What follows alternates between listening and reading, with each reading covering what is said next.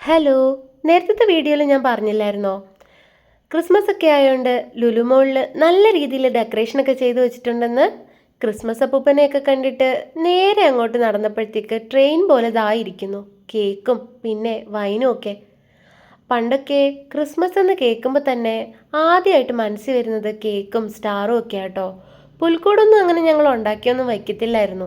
ഇപ്പോൾ പിന്നെ പറയണ്ടല്ലോ, എല്ലാം കടയിൽ നിന്ന് തന്നെ കിട്ടും. എന്നാലും തന്നെ ഉണ്ടാക്കി വെക്കുന്ന ആ ഒരു സുഖം ഇതിനൊന്നും കിട്ടത്തില്ല.